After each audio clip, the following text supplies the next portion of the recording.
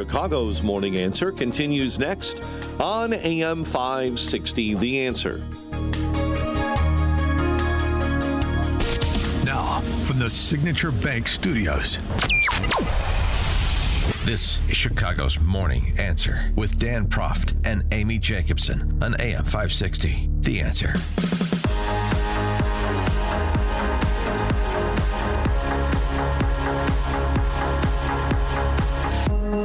Top of the morning, Dan, and in for Amy J., former Tribune columnist, now the principal of JohnCassNews.com. John Cass. Yeah, don't come to the principal's office because I don't like people misbehaving. Okay, all right. Remember that. His justice is even-handed but swift. Okay, noted. So, John, you know how you know you're not supposed to take shows like Face the Nation seriously? This is not for a thoughtful set. Because of the host? In part, yeah, Margaret Brennan is not a serious person. Cool. Yeah. But it's also because they present as legitimate participants in what are supposed to be adult discussions anti-American and anti-Semitic ignoramuses like Ilhan Omar, brotherly love spice of the House Socialist Spice Girls Caucus. They had her on? They had her on to say this about Trump's proposal to rebuild Gaza and resettle Gazans. Well, that's just plain out ethnic cleansing and genocide. That's what he's talking about. The Palestinian people will remain in Gaza. There is no support around the world for the ludicrous suggestion that he is making. Well, he's saying give them a choice to leave, open the gates. Yeah, I'm pretty sure most of the people in Gaza would love to remain in their homeland and be where they're born. Mm-hmm. Yeah. Well, you may want to take a look at what Gaza's present state of affairs provides, Representative Omar. But even regardless of that, I'm sorry, did you say genocide, ethnic cleansing? How is his proposal, generally speaking, to resettle Gazans in nice places, to work with Egypt and Jordan to try to get land, to resettle them somewhere other than Gaza as Gaza gets rebuilt? How is that? Maybe I'm misunderstanding what the definition of genocide or the term ethnic cleansing is, but of course it's nothing of the sort, and this is why I say this is how you don't take these shows or these people seriously. In point of fact, well, the question for people who are just dismissing what Trump has said out of hand is not just what's your plan. It's the whole, around the world, there's no support for this. Okay, around the world, how much support is there for pouring the hundreds of billions of dollars it will take to rebuild Gaza? I'm sorry, is somebody out there suggesting, no, we'll rebuild Gaza as was, and we'll do it at our expense? I'm not hearing that from the Arab League. I'm not hearing that from China. I'm not hearing that from Iran. I think as a former newspaper guy in Chicago and former Democrat, I'm about as MAGA as they come, okay? I'm 100% behind President Trump on most things. But when it comes to let's nation build in Gaza, I'm not really a big fan. I just keep seeing all those guys and I've talked to you about this on the show, sergeants and others going, Mr. Cass, we shouldn't have gone into Iraq. And I don't know. I just see a big mess coming. And well, I don't like it. Yeah, I mean, look, I think there are a lot of questions about it. I don't know if it exactly parallels going into Iraq, but I think there are a lot of legitimate questions that could be asked. But to call what Trump proposed ethnic cleansing, which I know you don't agree with either, but I mean, and so we're going to have a constructive conversation. We need to get everybody around the table and roll up our sleeves.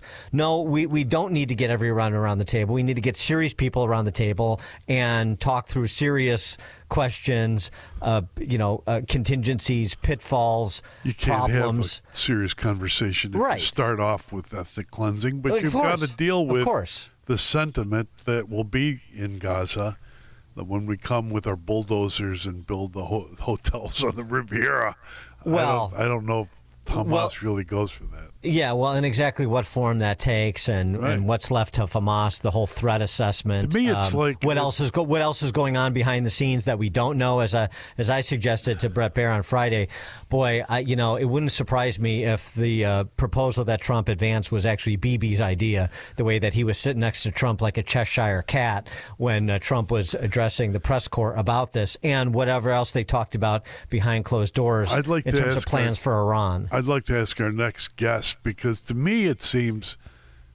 I don't know, from a soldier's point of view, it looks like to me that Trump is, Bibi, let's play with this idea, keeping Bibi still, so he's got other things in the fire. But that's just me. I don't know. Stephen Bucci served America for 3 decades as Army Special Forces officer and top Pentagon official. Now a visiting fellow in the Heritage Foundation's Allison Center for Foreign Policy Studies. He joins us for our weekly chat. Stephen, thanks for being with us. Appreciate it. It's always my pleasure to be on the show. Thank you for having me back. So, what about the hue and cry, and the conversation about sort of larger questions as to what is feasible in Gaza and with those displaced Gazans? Well, look, as you pointed out, I don't hear anybody else volunteer to do anything to rebuild Gaza. This is the only proposal on the table right now.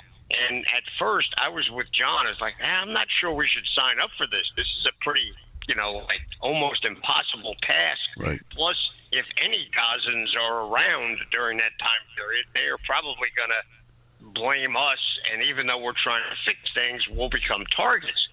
But now, as I think about it, maybe this is Trump saying, okay, we offered to do it. You guys all said no. Well, I guess we could just leave the Gazans sitting there among the rubble if that's where they want to stay. But we're not going to help with any of that. That's stupid. So you guys didn't like our plan? You come up with your own plan and walk away. I don't know. Trump, this could be another, Trump verbal jujitsu thing. Yeah, that's what I thought. But I don't know that for sure. Trump also comes up with ideas that, to him make common sense, and to others they grab their pearls and swoon and go, oh my gosh, this is, how could he even say this thing? Okay, you don't like it? Fine. Then you come up with a plan. But at the same time, Jordan and Egypt, these are the countries that had Saudi help out, and they don't want to help out. They don't want anything to do with the Palestinians. And I understand why. They wouldn't even let them into their country as refugees. I mean, I understand why they're a pain in the rear end. Well, wherever they go, they're creating trouble. Well, here's the thing. I think and get your reaction to all this, Stephen. Like, this is, I don't know where it's coming from. It may be coming from Trump, maybe coming from someone else.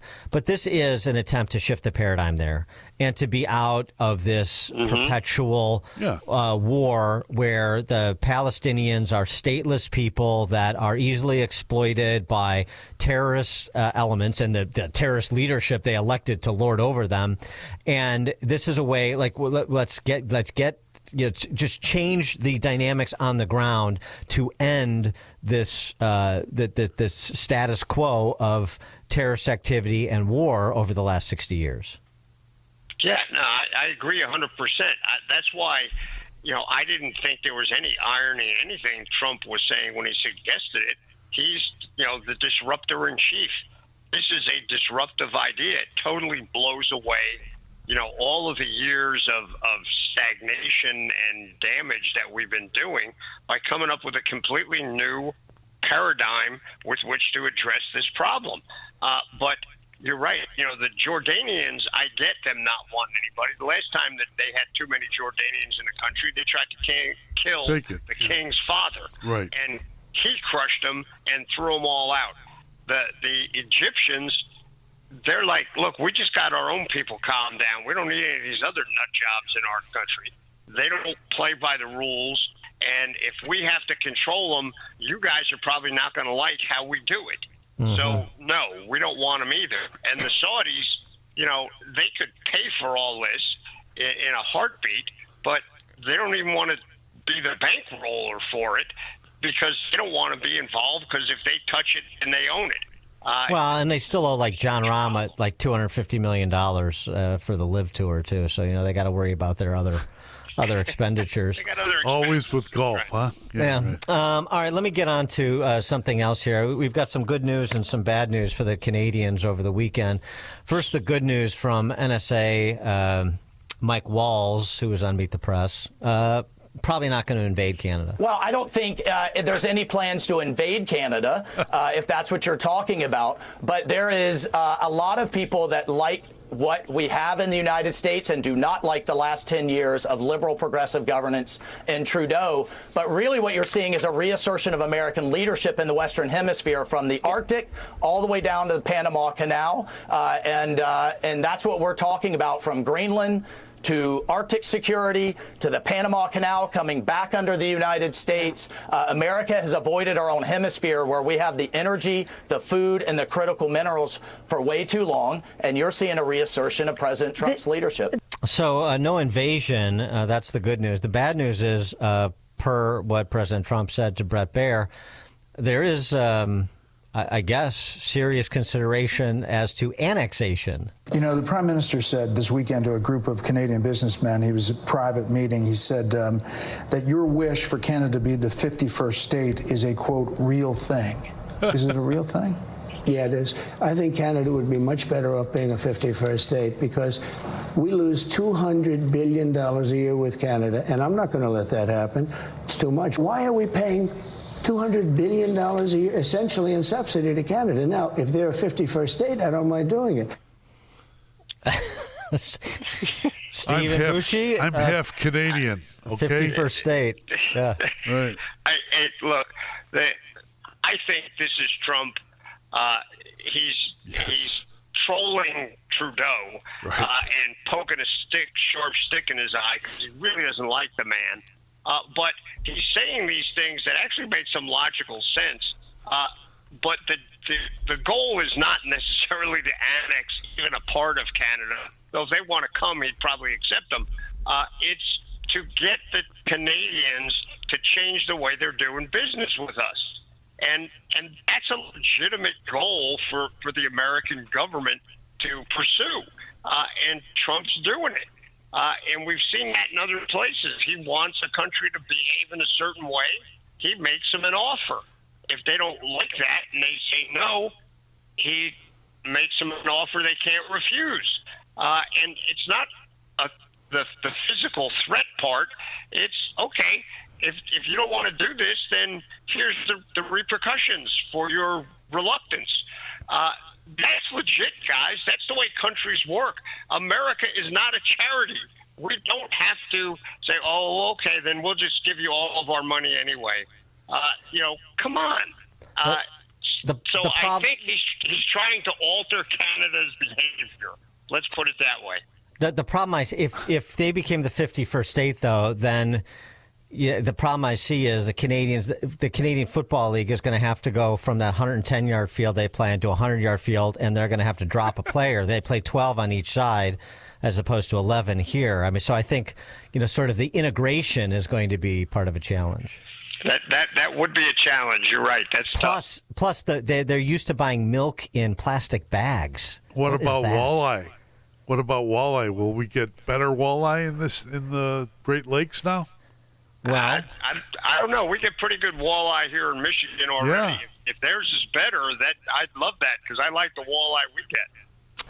All right. One more before we let you go. President Zelensky, where are we with cutting a deal or brokering a deal, I shouldn't say cutting it, but brokering a deal to end hostilities in Eastern Europe?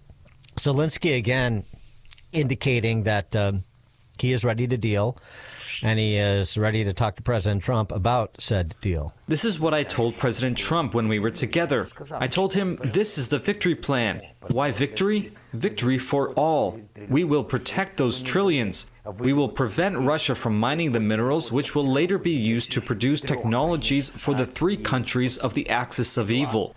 The Americans helped the most, and therefore the Americans should earn the most. And in rebuilding Ukraine, they should have this priority, and they will. I would also like to talk about this with President Trump. That's going to be news to the ears of Jamie Dimon and American bankers. But what's your handle on the latest between Russia and Ukraine vis-a-vis America? From what I can ascertain, we're still putting pressure on both sides of that conflict to sit down and come up with something legitimate that ends the killing and at least gives each side some of what they're looking for. I don't know what the progress is. I have not been inside Putin's head, so we got. Do we have any broad outlines? Like, here are must-haves from the two sides. Not that anybody has advertised that I've seen. So it's like they're dealing with all the domestic stuff, and everybody's eyes on that, so we don't know what's happening on this front, which may not be a bad thing as long as they're actually working at it. But I can't, I don't know what the general has found as far as some movement on either side or willingness to move on either side. We just have to wait and see. Trump hasn't talked to or spoken with Putin yet, has he? Not to my knowledge, no. About this. And when are they going to get it through their heads that the Ukrainians lost? When are they going to understand what the rest of the world that I keep hearing about understands, that they lost? Well, it sounds like Zelensky is prepared to redefine victory. So that we didn't lose Kyiv and we cede the Donbass region. I mean, maybe this is just my hypothesizing, but we cede some additional territory and we call it victory. I don't know. Yeah, that's a lot of us hoped that the Ukrainians could push them back out early on, but that doesn't seem to be the case. They are in, at best, a sort of a stalemate. Stalemate, thank you. And but we're not going to get any better than that, and it could get worse. So I agree. I think Zelensky is he's gonna give some stuff up that he doesn't want to. But Putin is obviously going to get a lot less than he wants. But look, neither side over there really wants this to continue because their people are dying. Their people are starting to time out on this, understandably, and it needs to stop. Stephen Bucci served America for 3 decades as an Army Special Forces officer and top Pentagon official, now a visiting fellow in the Heritage Foundation's Allison Center for Foreign Policy Studies. Stephen, thanks as always. It's my pleasure. Thanks for having me, guys.